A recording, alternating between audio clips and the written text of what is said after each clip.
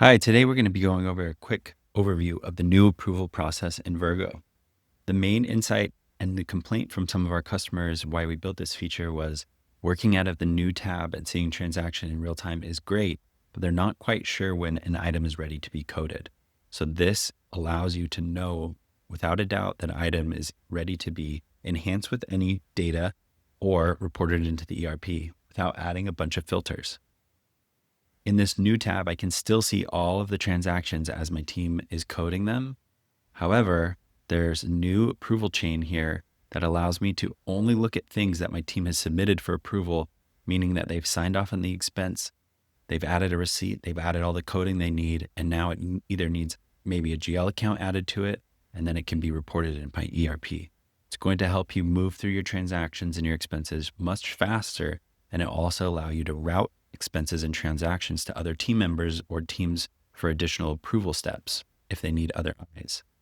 So we're going to go through a real life transaction here and approve it and get it through the entire approval process from beginning to end. My team member who is making the transaction and the expense is in their Vergo app.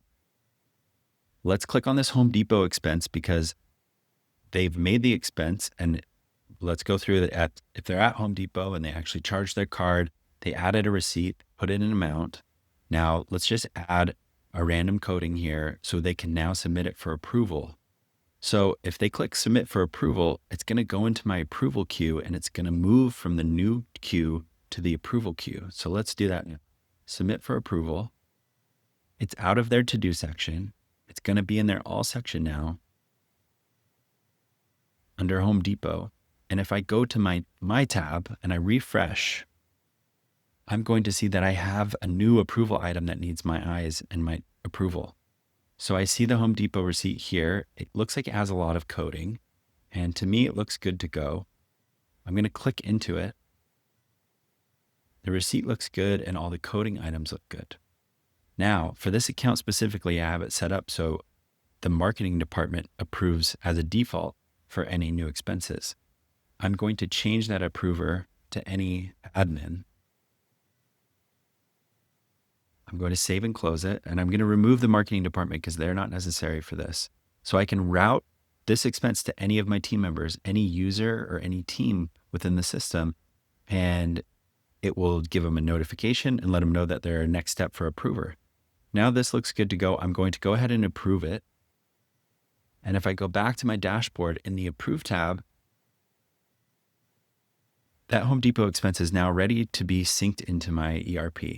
So there's no need for me to sift through all of these transactions that are happening in my large business. I can just go to the needs approval area, take a look, add any additional fields and items, change the approval routing if I need to, or submit it for approval and get it to go. Now this Best Buy example, let's go through here. It had some coding in a receipt, but when I open it, the receipt is not an actual receipt. So I'm going to go down here and I'm going to add myself as an approver again. I'm going to delete the marketing part. They don't need to be part of this, but I'm going to go ahead and reject this receipt. I'm going to say, please add correct image. Now I can reject that item. And if I go back into my tab and I go to the rejected area, it's going to show up here as expenses that have been rejected, meaning that they're still looking for new data and information to be resubmitted for approval. The message that I rejected it and the reason why I rejected it is shown here.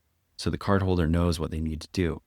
If I go back to the app and I was the person making the expense, if I go to my to-do list and I refresh the page, it's going to show that rejected item and that it needs some additional coding. They can add whatever coding and whatever reasoning that was rejected for, and they can resubmit it for approval. Now, if I go to my dashboard, it's going to move from the rejected tab back to needs to be approved. So now it's ready to move through the process again. We hope that this streamlines your expense process and adds additional features and layers for you to route expenses and approvers to different managers, different teams, anyone who needs to see it, along with the reject reasons of why something might need other coding or other information without you having to call someone or email someone. You can work right within your Vergo dashboard and move these expenses along much, much faster. If you have any questions, please reach out to our team. Thank you so much for your time.